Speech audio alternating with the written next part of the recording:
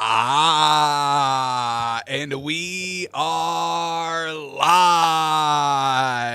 Welcome back to Takes by Fans. Today is September 12th, 2025. I'm your host, St. Nick, and we got a great show for y'all today. Well, week 2 kicks off in the NFL, and man, oh man. I know we've heard about this Packers team all off season long, but these first 2 games, they are making a name for themselves offensively, defensively. They end up getting the win last night against Washington. What was the final score? 27-17? 27-18. Packers get the win. Good game overall. Once again, Jaden Daniels just have to kind of rein in that passing. So we'll break down that game today. I got to shout out Matt LaFleur because I'm loving what I'm seeing so far early on from this Packers team. So we break down the game from last night. There's a few stories to touch upon in the NFL. There's one story in the NBA we got to talk about, which is the craziest thing we'll ever talk about here on the show. And we've been talking about some craziness in the NBA over the last few days. So this story may take the cake. So we break all that down, and then we will make our official 5 picks for this Sunday slate of games here, week 2 in the NFL. Our 5 big gushes for week 2. So we unveil those today on the show. Alrighty, so let's just jump right into it, shall we? And let's start here, folks. One quick NBA story, all right? I mean, this is nuts, folks. The Hornets! The Hornets are hosting a themed night this season, folks. A theme night! You know, I got no problem with theme nights. You know, they do like Star Wars theme, dress up as your favorite Star Wars character. Maybe they bring in somebody. But this theme, folks, is wild. The Hornets are hosting a sports betting theme night. March 17th against the Heat. It's going to be sports betting theme night at the Charlotte Hornets Arena. I don't understand how this happens. First of all, whose idea was it? You gotta go. Second of all, was there nobody that objected to be like, yeah, maybe we should skip this, betting with the sport, it's really nothing that we should be kind of celebrating, so maybe we should do a different theme. Anybody else got another theme idea we could do? What about gang violence night? John Moran, bring out the guns. What about gang violence night?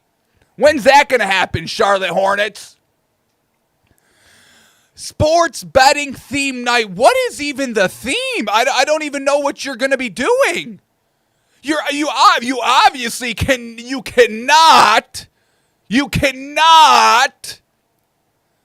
be like promoting actual bets, like, hey, theme night, bet on the Hornets tonight, baby. No, we got it. First of all, the fact that y'all already know, but the fact that the leagues and sports books are even doing business together, I mean, that's the biggest red flag we could ever raise up.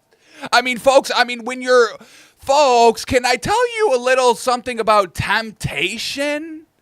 All right. I mean, now we're so damn close with the sports betting, Vegas, and the professional sports. I mean, we've got Steve Ballmer that was tempted. Hey, here's $330 million. Let's circumvent the cap now, right? This is insane. And honestly, the Hornets should be suspended. They should not be able to play basketball because the team thought it was a smart idea to have a sports betting themed night. I mean, I don't even know what the hell this is. What are we going to be doing for the theme? What are we doing? Everybody dresses up as a part. Like I don't know what we're going to be doing here.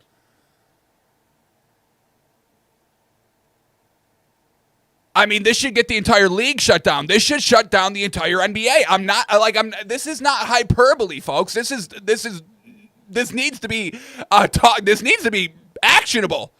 I mean, I think I got to go talk to somebody. I like a legal representative. The Supreme Court, is that where I go? Do I go to the Supreme Court to bring up my issues with the sports betting theme night at the Charlotte Hornets Heat game? I know everybody's so obsessed with the aspiration, the Pablo Torre, Kawhi Leonard. I get all that. But this needs Pablo Torre. We need a Pablo Torre like bat symbol. I gotta shine this up. So he sees this. Pablo Torre, do you know about this? I need you to investigate this a little bit, because what the hell is this? Sports in Vegas should be so opposite each other that they don't even know the other really exists. Honestly, that's how it should be ran. But now we're having sports betting theme nights. It's a theme sports bet. Get your family out. Bring the kids and let's all gamble. Yeah, that's great, family. I mean, this, folks, I can't even do the show. I don't even want to do the rest of the show. I'm sorry. I don't. I want to end the show right here because this is the biggest abomination I have ever laid my eyes upon. This needs to be canceled. It needs to be canceled now. Choose a different theme. There's so many different themes. I mean, oh my God, let's ask Grok right now. Come up with 50 themes. I want 50.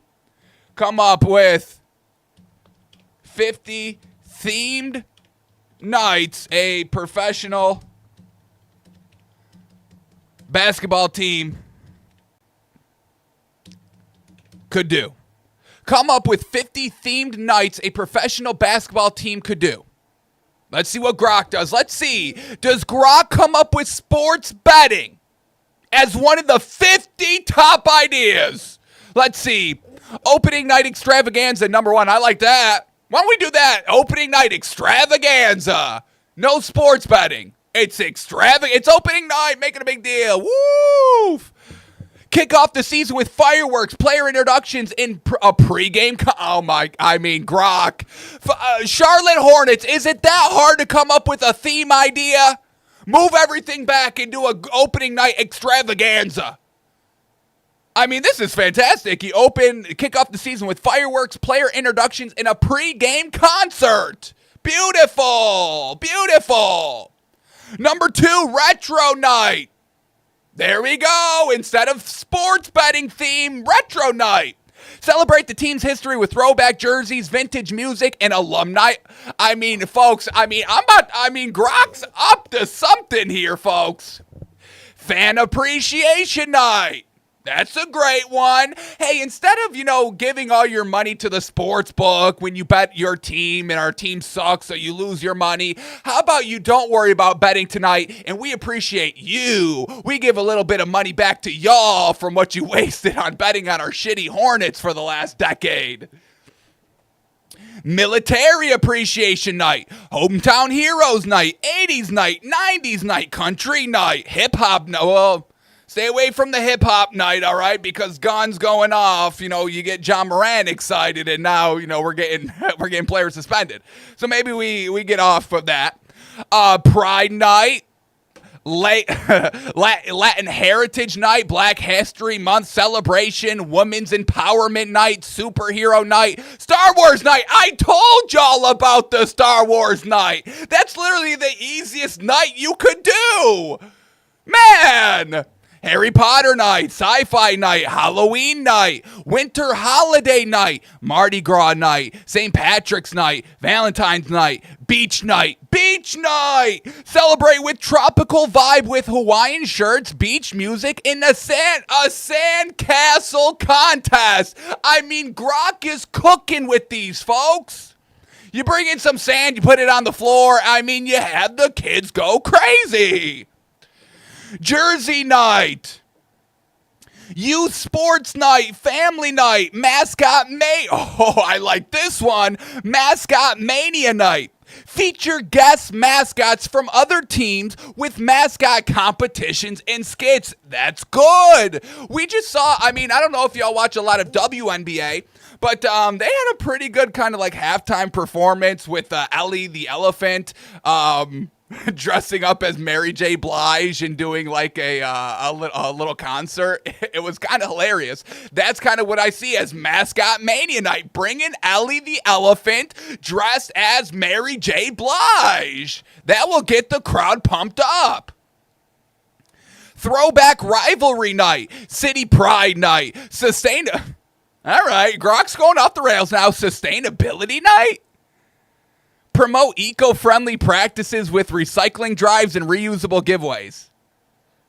Maybe we stick to the sports betting night. I like that more. Esports night, art and culture night, foodie night. Everybody's a foodie nowadays. That's pretty good. Decades night, college night, pet night. Everyone loves their dog. Bring the dog down to the game. Yeah. Fitness night, comedy night, karaoke night, trivia night, space night, carnival night, vintage car night, dance night, tech night, charity night, international night, movie night, kids take over night, playoff push night. Amp up the fans for postseason with rally towels, hype videos, and team chants.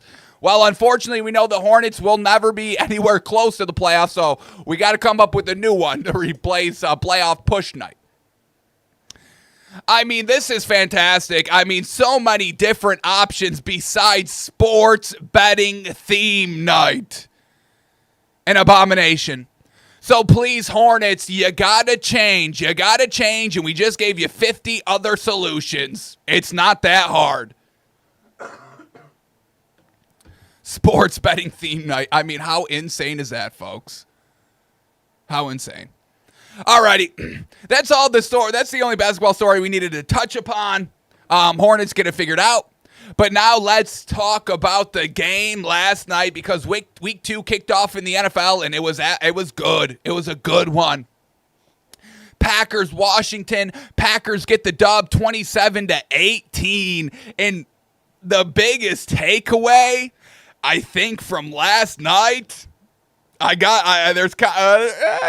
biggest takeaway is big time shout out to Matt LaFleur. I mean, god damn, the passing in this game, aggressive, early, taking shots, not dinking and dunking. I mean, take a look at Jordan Love's passing charts, folks. Look, I mean, this is a thing of beauty. Multiple throws over 10, 20, 30, 40, 50 yards. They were airing it out and slinging the ball around from start to finish.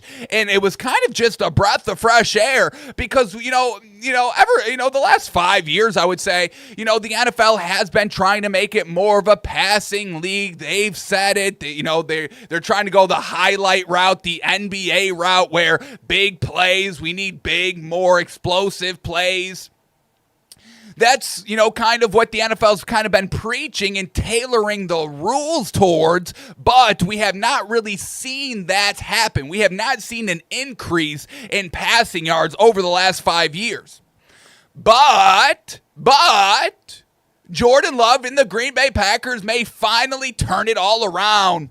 Jordan Love, 31 passing attempts. You got to love it. And Jaden Daniels also had a lot of passing attempts, but that was more because they were playing from behind, where the Packers were coming out aggressive early. Like, let me go to their first couple of drives here. First drive, which ended up a turnover on downs because they went for it on a 4th down. And once again, just the aggressiveness. 4th down, I think it was like 4th and 3. They go for it. Easy field goal to make. But Matt LaFleur, aggressive. I love that. I truly do. And maybe Matt LaFleur is getting a little, I don't want to use the word butthurt, but that's the only thing coming to mind right now. Maybe Matt LaFleur's a little butthurt that his name is not in the kind of, conversation of kind of top tier head coaches. Everyone's still big on Dan Campbell. Obviously, you've got the Andy Reid, the Sean McVay, the Kyle Shanahan. And I think, Matt LaFleur, coming from that, Sean McVay, Kyle Shanahan kind of coaching tree, that, he wants to, be up there with his buddies, his pals, not down in the dirt like Mike McDaniel. So, maybe Matt LaFleur is trying to make a little bit of a name for himself here by being aggressive, because that's all I saw. Drive one. Just listing off the plays from drive one, it was a 13-play, 4.5-minute drive. We go 4-yard run, 3-yard run, and then the passes come, baby. 6-yard pass, 3-yard pass, 1-yard run. It was a pass, but there was a penalty. Then there was a false start on Green Bay. Then pass incomplete, 6-yard pass. There was another penalty that was on a pass play that negated a touchdown. 39-yard pass negated. They go to another 16-yard pass on the next play, and then it's 4th and 3, and they go with the pass on that. Now, unfortunately, it was incomplete.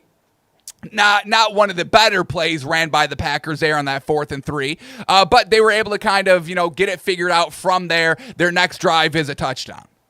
So, aggressive, getting kind of your quarterback in the game early. I mean, I think that's like a no-brainer. Hey, let me get my quarterback warmed up. I know everybody likes to start with, running the ball, trying to establish the running game. But I think maybe it's even more important of getting your quarterback started early. And that's kind of why I was a little disappointed in some of the games from week one, like the Giants game and the Dolphins game a little bit.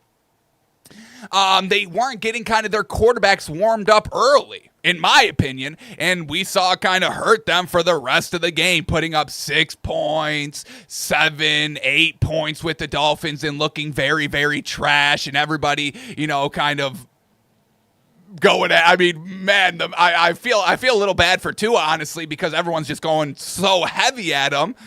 But it is a little bit deserved on how he's talking. He's talking wild. He's talking out of his neck a little bit. We'll talk about Tua a little bit later in the show. But Matt LaFleur, I got to praise him. Give him a little credit.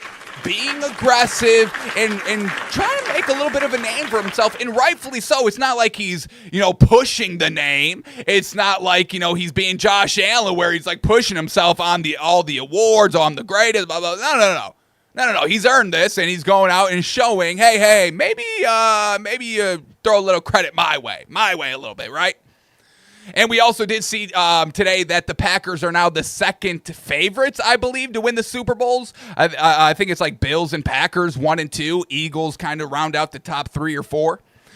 So Packers sent a massive statement last night on their win. We already saw, a big statement week 1, and they really carried it up and followed it up in week 2. And that was just the offense. Now the defense side, folks. I mean, golly, we talked about it. They did not let the Lions do anything in the running game.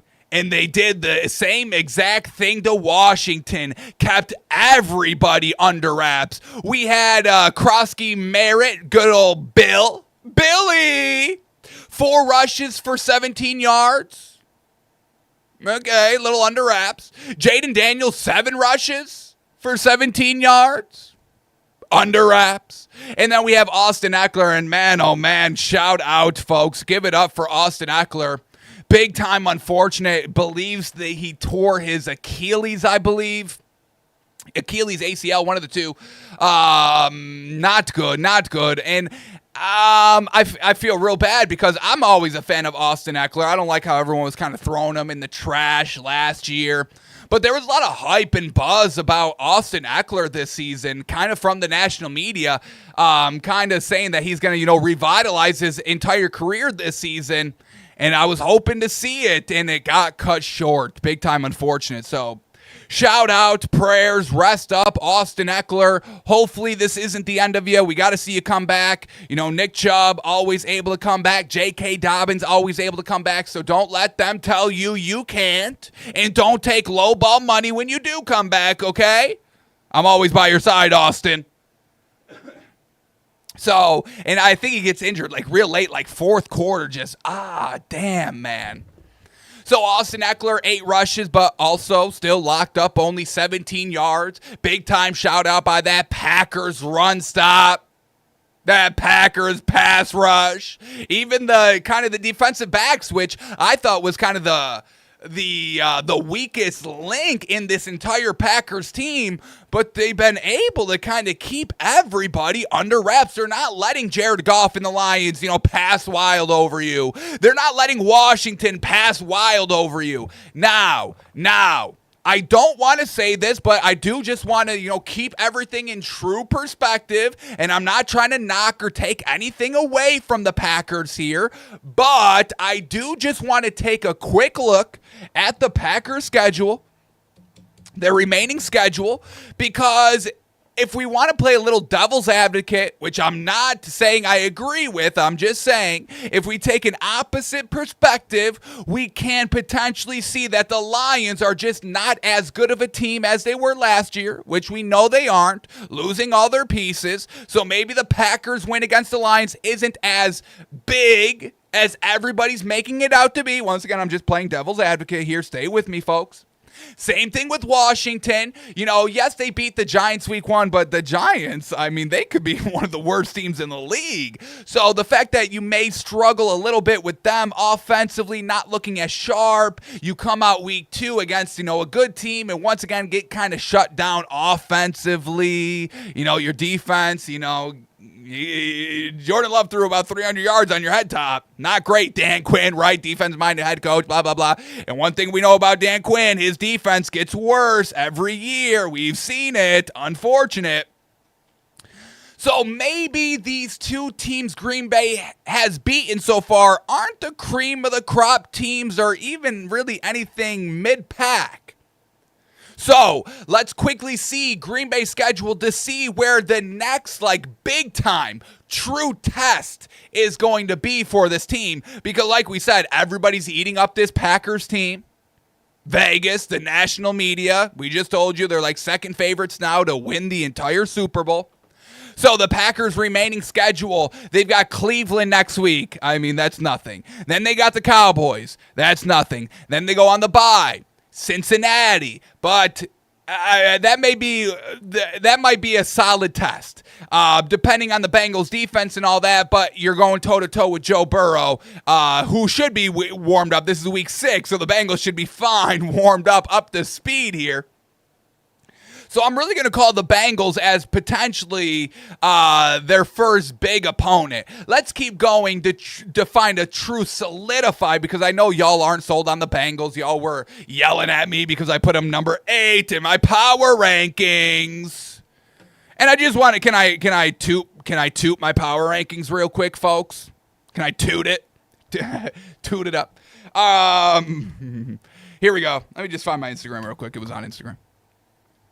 But I did defend my power rankings yesterday on the show. But I had Green Bay at 9 heading into this week and Washington at 11. So I knew Green Bay was better than Washington. I wanted to my own horn. But maybe Washington needs to get dropped a few spots. We'll see. But Green Bay is definitely going to be moving up from 9 here a little bit. I could probably see. But that's that. We'll get back to this. Here we go. Back to where was I? Where were we? Sheesh, I shouldn't have tooted. I shouldn't have tried to toot my own horn. I don't know where I was now.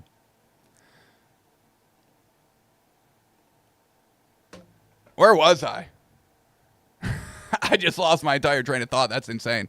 Oh, yes. Green Bay's next big opponent. Pardon me, folks. I'm sorry. Sheesh. All right. So, potentially Bengals as their first big true opponent, but let's keep walking through their schedule. Then they get Arizona. Meh. The Steelers. At the Steelers, that's going to be a good one, but the Steelers' defense is a little bit questionable currently, so let's keep walking. They face the Panthers, and now we hit it to the Eagles. That's going to be a true test, so this Packers schedule is pretty fucking cupcake. Pretty cupcake. You face the Eagles week 10, then you face the Giants. You got the Vikings. That should be a solid test. But then the Lions again, the Bears, the Broncos, which are shit. The Broncos are shit, folks. Do not let the national media fool you, okay? Do not bet the Broncos this week. That's all I'll say. Broncos, Bears, Ravens, that's going to be the ultimate test. But that's late in the season, so. Yeah, Green Bay has a little bit of a soft schedule. We'll see how they look against that Bengals team. We'll also see how they look against the Cowboys week 4. Cowboys a little interesting. We'll see how they do this week to see, because they looked good. They looked okay week 1. Even though they lost, it was still a solid outing, a nice performance. So we'll see if they can kind of keep it up for the next few weeks. But watch out for this Packers team, folks. I mean, don't love their schedule. This is easy peasy. But we got to see how they do against, these cream of the crop competitors. All right, so shout out to Packers. We'll see if they're true or not as the season progresses. But so far, these first 2 weeks, they are looking like the real deal. Alrighty, so back to the game here. Packers put up 27 points, looking good offensively, defensively. Jordan Love, 19 of 31 for 292 yards. Oof. 19 completions for 292 yards. Yes, sir. And he would have maybe had 350, 400. I mean, this was close to a 400-yard game by Jordan Love if he kind of completes some of these deeper balls down the field. And that is something that was a little bit on Jordan Love. As we see his kind of passing chart, the throws kind of 20-plus yards down the field are a little bit more incompletions than completions. And I'm not here to knock Jordan Love for that, but he was a little off. Not totally off, not like Caleb Williams off. But these incompletions were on Jordan Love, like the receiver was open. And Jordan Love still threw a good ball, but good wasn't enough. I mean, the accuracy just off a tad on all these deeper throws, so we just got to rein it in. And once again, he doesn't have to rein it in much. I mean, it's very, very close, minuscule on how he has to shore it up down the field. But, at the same time, like I said, I mean, these receivers were open, and the balls were very, very close to being great throws that he could have had literally like 350, 400 yards this game. So, passing attack is very aggressive by Matt LaFleur, and Jordan Love was able to handle most of that. Like we said, threw the ball a lot, 31 times, and started right off the rip. Josh Jacobs was still able to get involved, all right? So, you can have it both ways. You can also throw the ball a lot and run the ball a lot. And reliable Josh Jacobs was just doing his thing. 23 rushes for 84 yards, 1 touchdown. Bink, running backs, we love it. And then the receiving core. Now, couple of players did get banged up last night. We'll talk about the injury update. But this is all the receivers did last night by the Packers. Tucker Kraft, leading receiver, the tight end, 6 catches for 124 yards and a touchdown. Dontavian Wicks, 4 catches, 44 yards. Matt Heath? Malik Heath, 1 catch, 1 target, 37 yards on an insane get both feet down catch. Just look at him right here, folks. I mean, this is just look at this ball too, dude. I mean, this is a fantastic throw by Jordan Love where only the receiver can make a play on the ball, and the ball is still high pointed inbounds. And Malik Heath able to get that second toe down. I mean, that is just absolutely fantastic. Ooh, I'm getting goosebumps watching that. But once again, shout out. I mean, I don't know how they do it. This Packers team, they just got receiver after receiver after receiver after receiver after receiver. They're deep. They're all tall, and it's all deep, folks. And they can all catch and get it done. So Malik Heath with a big old 37-yard catch. We had Luke Musgrave, 2 targets, 2 catches, 32 yards. Romeo Doubs, 3 catches, 28 yards, but he scored a touchdown. Bank. Matthew Golden, no catches. He was targeted 2 times, no catches, and they were still able to put up 290 yards passing and all that. And folks, they're not even fully healthy. Damn, because Christian Watson is still not playing and fully healthy. So that's another receiver on top of all of that. Man, one of the deepest. I mean, everyone gushes about, the Bucs receiving core room, and rightfully so. Shout out to Egbuka for 2 touchdowns his first game. God dang. But the Packers are sneaky right behind them on kind of best receiving core in the entire NFL. So, Jordan Love was spreading the ball around, looking real good. 27 points. They're scoring in the first quarter. They're scoring in the fourth quarter. This was not, a front-loaded or back-loaded game. No. Good game all throughout by the Packers. Now, there was an injury here, unfortunate, by the Packers. We already talked about the Austin Ekeler injury, unfortunate, and I think I just closed it out. So yes, we had Jayden Reed, unfortunately, broke his collarbone last night during the game. So he's going to probably miss, I think they're saying 6 to 8 weeks. So don't think he's going to miss the rest of the season, which is good. And, we kind of walked through their schedule. The Packers should be fine by missing Jayden Reed for a few weeks. So that is a little bit of an unfortunate situation there by the Packers, but I still think they'll be totally fine. Don't think they have to worry about Jayden Reed being out too much. So he's out. We talked about Austin Ekeler, unfortunately, being out and tearing his Achilles last night. Real unfortunate. Like I said, late in the game, fourth quarter. And then just to kind of close it out here with the Packers, I mean, man, oh man, Jerry. We knew Jerry. We saw Jerry Jones crying. We saw him crying in the Netflix documentary when he lost to the Packers in the playoffs.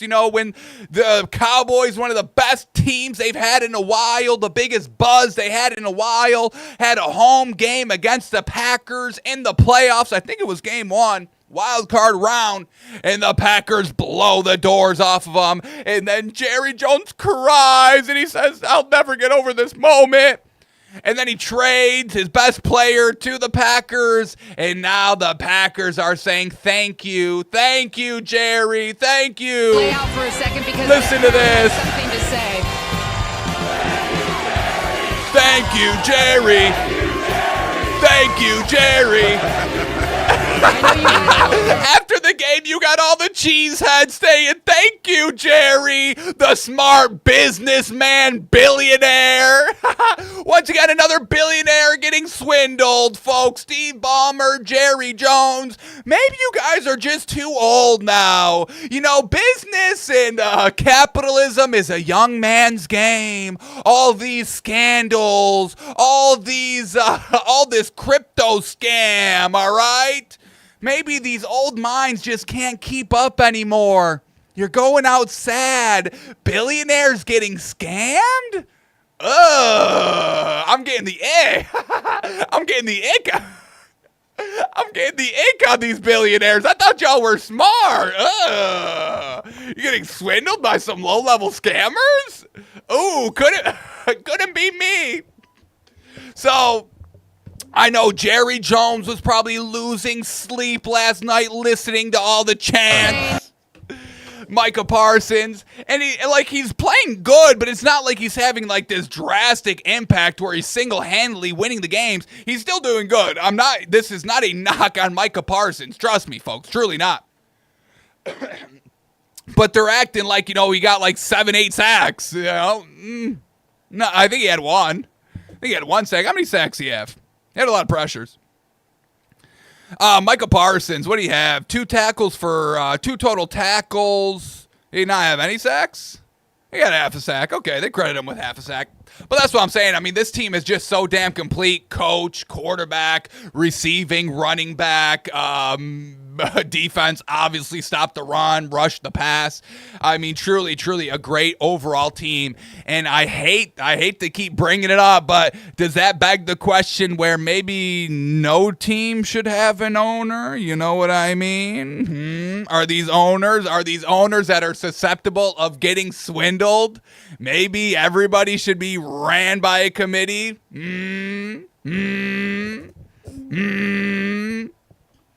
I digress. All right.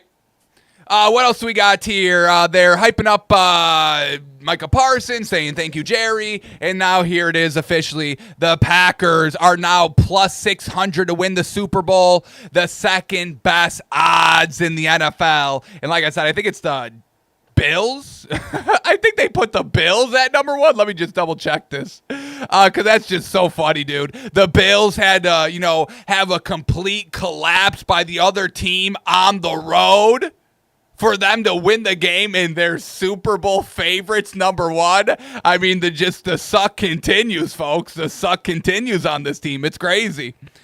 Here we go. Future Super Bowl. The Bills. The Bills are the favorites. Okay. All right.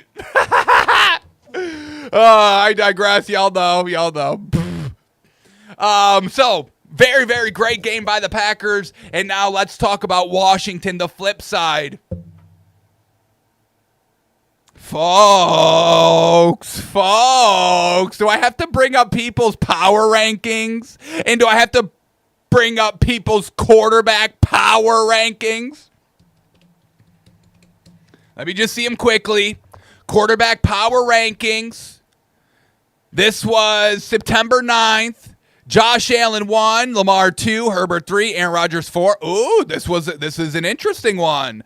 Shout out to probably at DC's, but I still don't even see a Jordan Love on there, so that's interesting. The point was I was trying to make. Here's ML Football, Week 2 quarterback power rankings. Yeah, okay. A lot of people were having Jaden Daniels in the top 5. That was the overall point I was trying to get to by searching it here on Twitter. Week 2, here we go. Number 6. Really? Who's this? Week 2 quarterback power rankings. I've got Jaden Daniels at 6 here, folks, by Coach Yak. 52,000 followers. I mean, this is what I'm talking about. What are we talking about? Everybody having him top 5, heading into the season. And all I was just saying was, hey, maybe we pump the brakes a little bit. Just a little bit. Can we pump the brakes a tad? Is that all right? I mean, here we go. I mean, this was September 2nd after week 1. No. Was that before week 1? Either way, ML Football, Jaden Daniels 7, Jordan Love 16. So don't do revisionist history on me saying, oh, no. Nobody thought the Washington and Jaden Daniels, we're gonna be great off the rip and all that. No, y'all did. And he's not looking so hot. Yes, he won a game. He won game 1 against the Giants. Once again, could potentially be one of the worst teams in the league. But Jaden Daniels, folks, I mean, this is a little worrisome. Got to shore some things up here. Now, granted, also, Scary Terry's not getting open. We know Deebo Samuel. I hate to use, little gadget slot action guy. But other people are going to have to start getting open.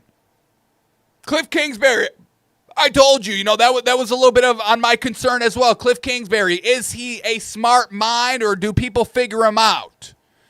I've never been a big fan of Dan Quinn.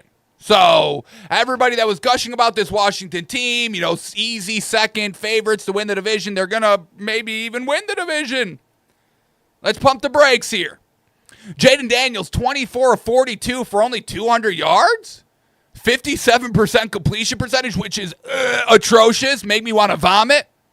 200 yards passing, 2 touchdowns, no interceptions, no fumbles. We like that. But still, not able to put up points consistently. The running game, also no help of Jaden Daniels. Bill, 4 rushes, 17 yards. Jaden Daniels, 7 rushes, 17 yards. Austin Eckler, 8 rushes, 17 yards. Everything was bottled up. Who was he passing to? Tight end, number 1 receiver. We don't love that. We also did see that with Jordan Love. Also, Tucker Kraft, tight end, leading receiver. But Zach Ertz, leading receiver, 6 catches, 64 yards, 1 touchdown. Scary Terry, 9 targets, but only 5 catches for 48 yards. Not able to really get any type of separation. Deebo Samuel, 7 catches on 8 targets. Once again, get it to him quick and all that. 44 yards, though, on 7 catches. He did have a touchdown. His longest reception, but was only 12 yards. Meh. Luke McCaffrey, that I do think they need to use a little bit more and probably will now that Austin Eckler's done. Unfortunate. But Luke McCaffrey, 1 catch, 19 yards. Noah Brown, 1 catch, 9 yards. Austin Eckler, 2 catches, 7 yards. So everything in the passing game was pretty much bottled up. Everything in the running game was bottled up. This Packers defense, top to bottom, ooh, baby. And they get the win 27-18. And I think that's all we've got on the game.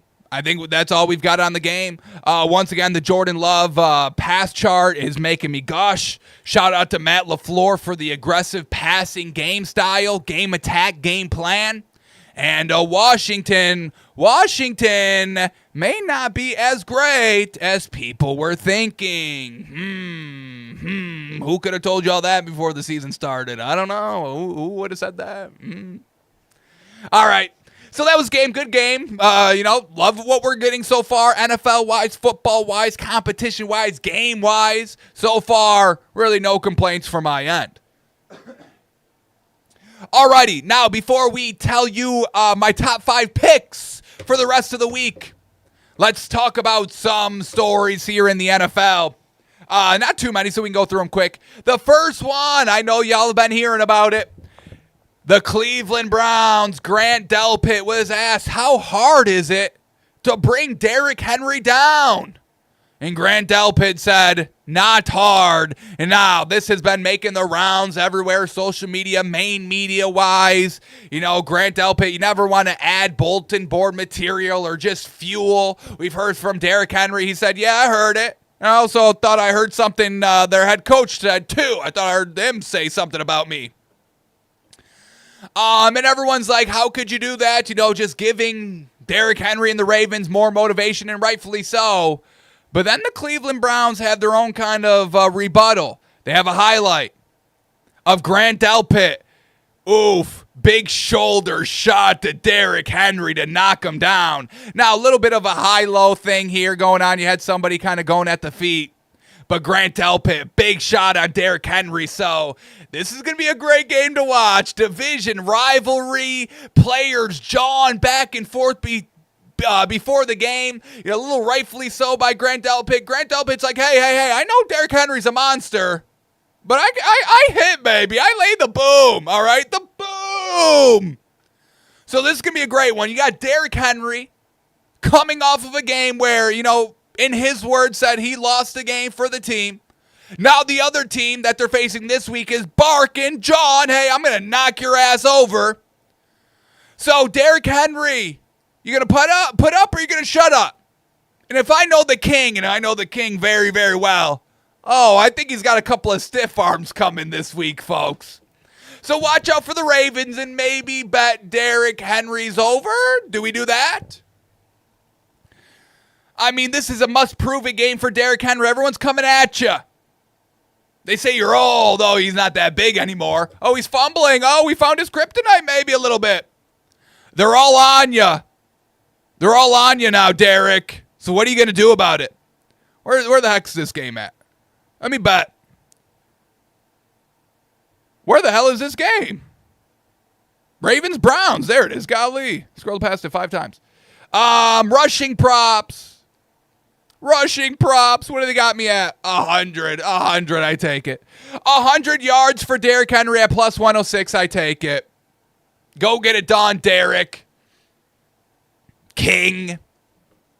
Alrighty, keep going here. Still talking the Ravens talk. The NFL, this is great. Shout out to the NFL here. I like this. The NFL says it will not discipline Lamar Jackson for his interaction with the fan in Buffalo on Sunday night when he pushed the fan back. Little two-hand chop to the chest by Lamar Jackson. A nice forceful, hey.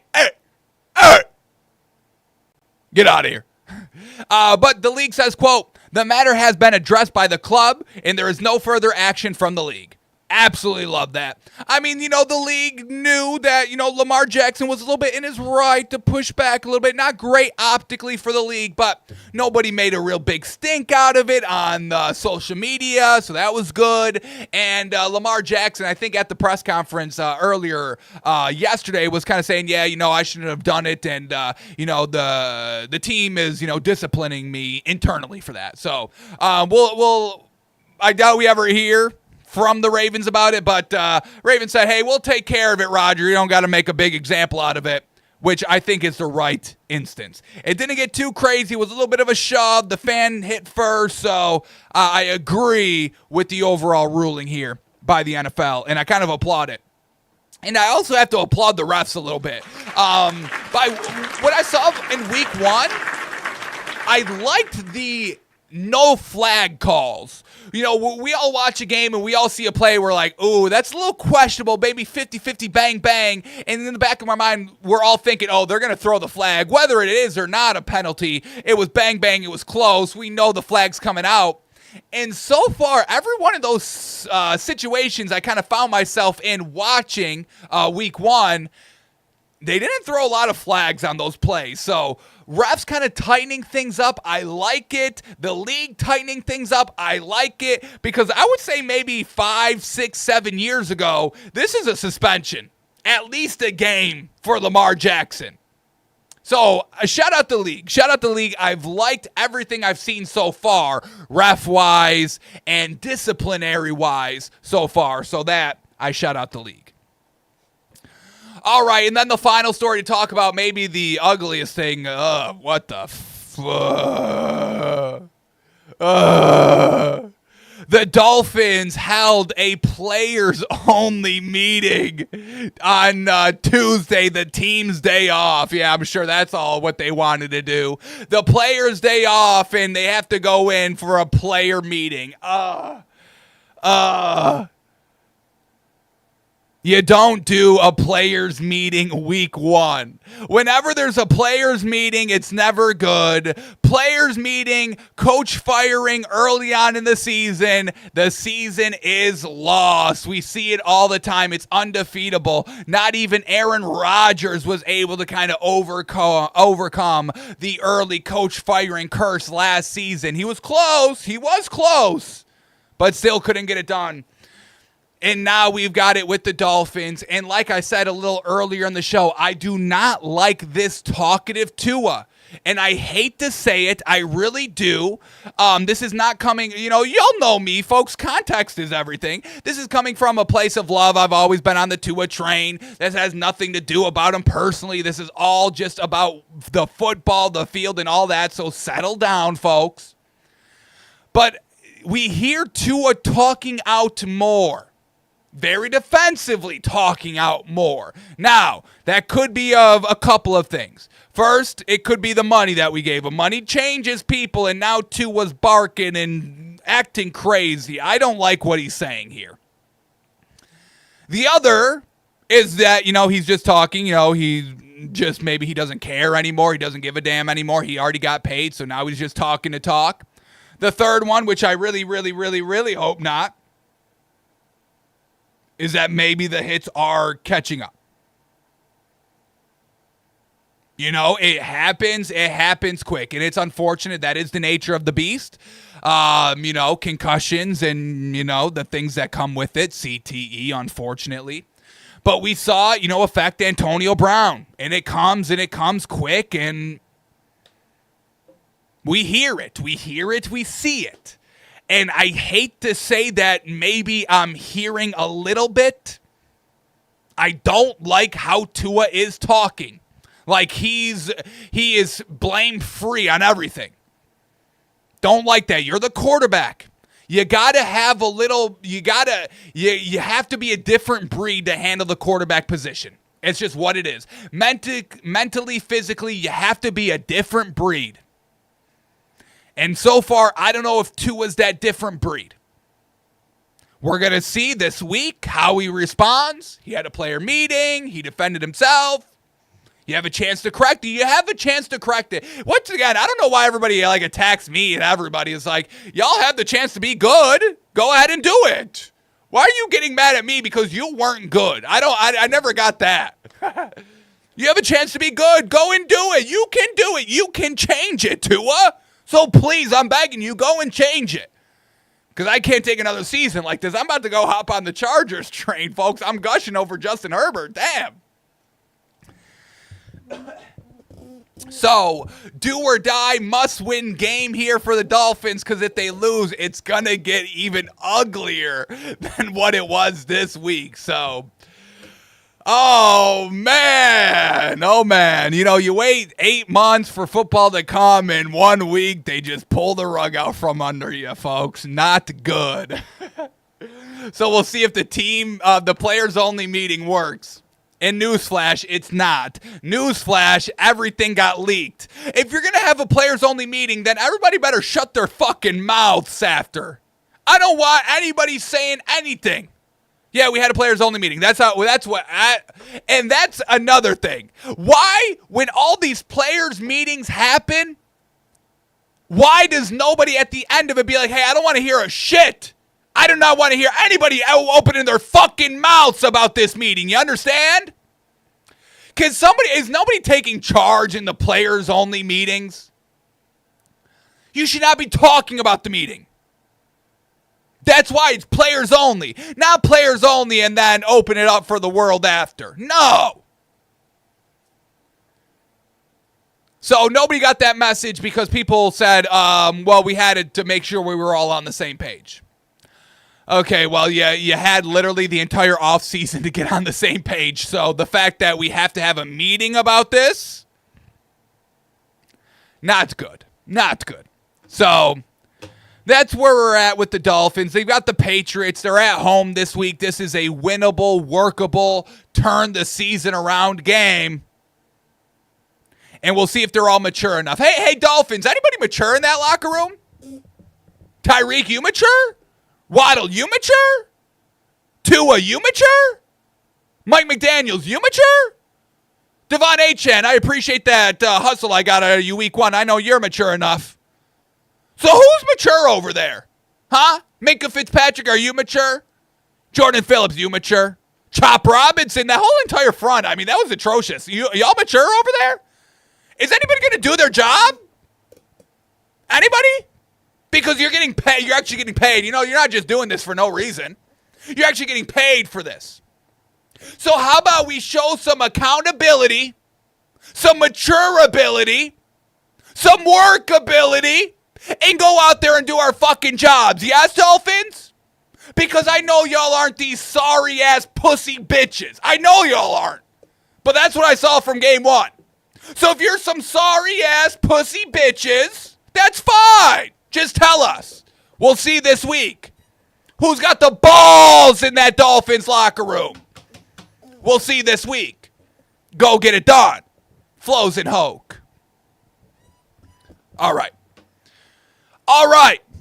So that was all the stories we needed to go over for today. So now let's jump into our 5 gushes for the week here, folks. Our 5 best picks for the week. Now, I will say, look, it was week 1, so everybody settle down, okay? But our week 1 didn't do so hot, all right? Our number 1 gush was the Dolphins plus 1.5. It was week 1, folks. Now we've got the film. We can make educated picks now, okay? I was off on that. I was also off on the Giants plus 6. I will tell y'all right now, we are not taking the Dolphins or the Giants this week. All right? We had the Cardinals minus 6.5 that I think just snuck in. They won by 7, so big there. We had the Steelers minus 3, which I think loses because it was a 2-point. And then we had the Bengals minus 5.5, which they win by 1. So we hit officially 1 out of 4. But like I said, it's week 1, so everybody settle down. Okay? We've got the film. We see what Vegas is doing. We get it. So here we go, folks. Our top 5 gushes for this week. Here we go. Number 5. I will say I was struggling for a 5th. Settle down. 1 of 5. Settle down. This number 5 here, folks, I don't love it. I will say the overall slate, it's a little tough slate. 4 I do love. I was struggling for a 5th gush, but I stick by the rules. We gush 5 times here. So we start at number 5, and I'm going to go the Niners minus 3. And look, it's Mac Jones, and that entire offense is banged up. But you still got Christian McCaffrey, and you still got Kyle Shanahan. That should be enough for you to cover the 3 here against the Saints. The Saints are the worst team in the league. It's an abomination offensively. It's an abomination defensively. Kellen Moore, come on now. All right. So I'm kind of just betting on Kyle Shanahan here. Hey, Kyle, are you this great offensive guru that everybody claims you as? Then you should be able to win with Mac Jones in a depleted offense against the worst team in the NFL, the Saints. So I'm going to go the Niners -3, but the Saints have every opportunity to upset here. Brock Purdy out, Kittle out, Ayuk still out, and all that. So I'm going Niners -3 here. I'm going Niners -3.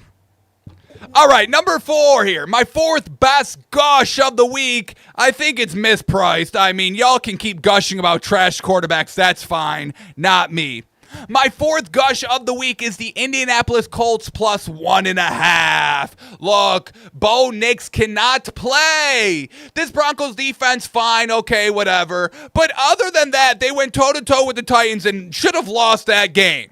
The Colts, now, what I will say, I don't think they're as good as they showed us against the Dolphins. That's what I will say.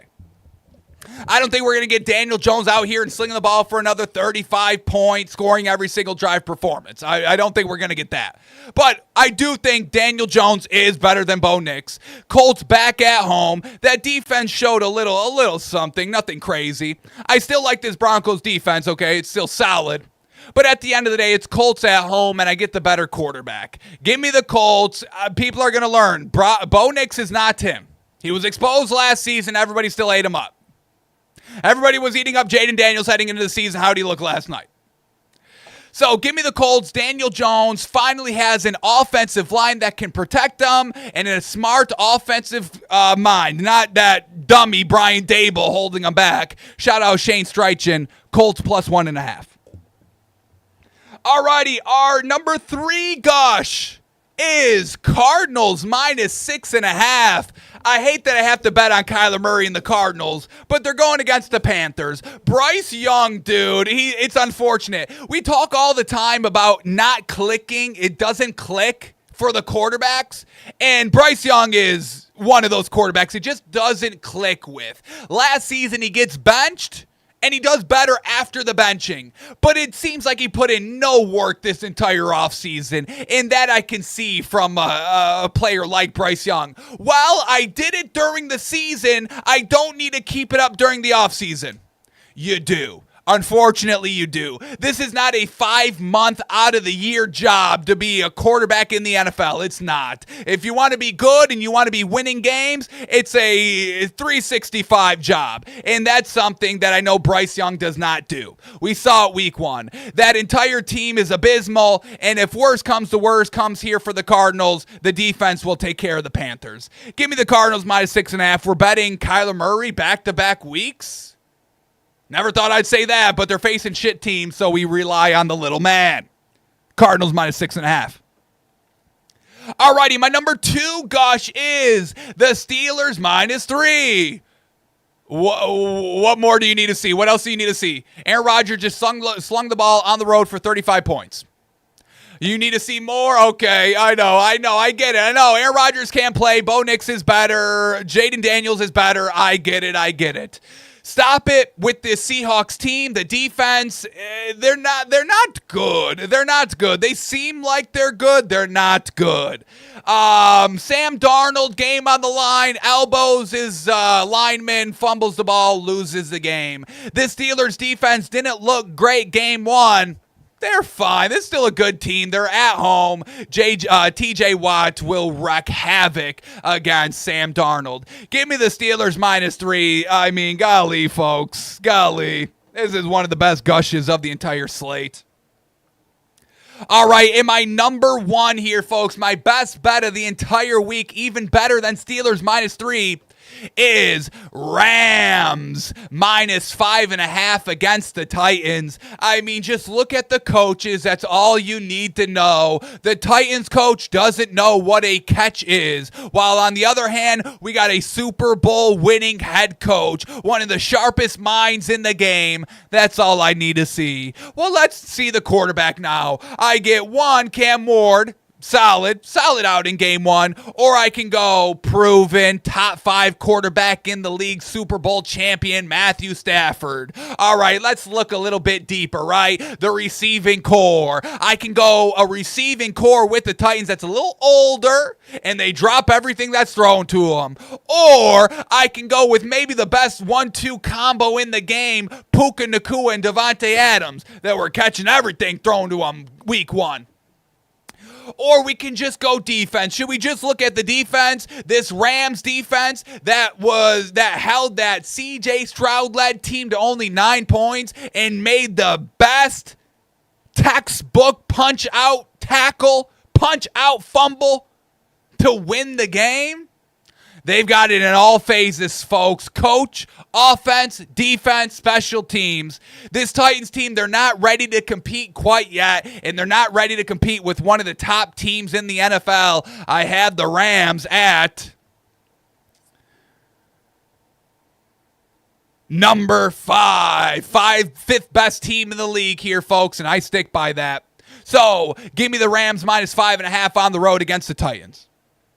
So, our 5 picks for the week here, folks, are Steelers -3, Colts plus 1.5, Cardinals -6.5, Steelers -3, and Rams -5.5. If you want to parlay them all together, folks, it's plus 23.53. $100 pays 2,400. Let's cash this Sunday. Yes, folks, gushing about those picks. Alrighty, also, a little honorable mention. I wouldn't mind the Bills -6.5 there.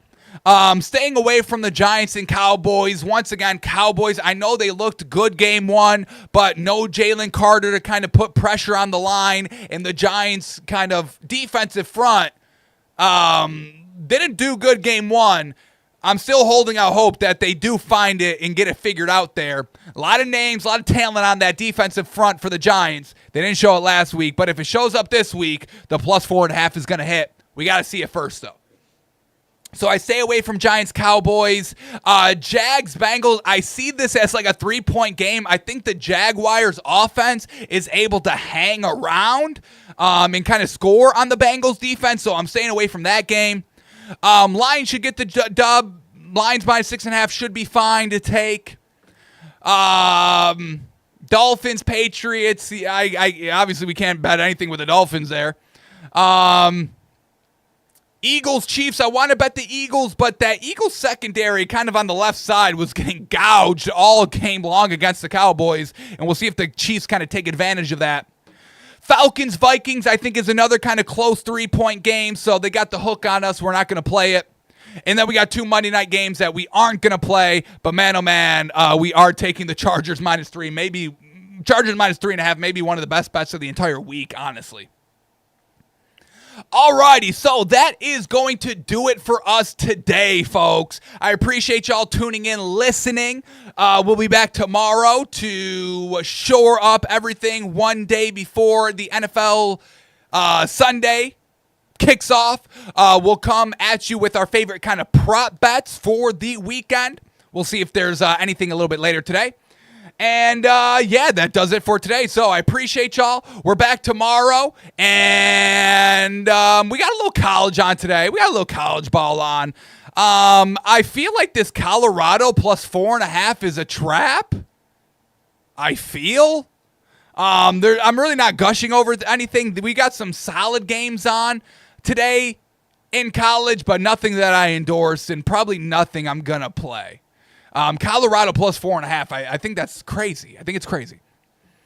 Alrighty. Now that is going to do it for us. Get a great rest of your Friday weekends here. Let me hear it. And we'll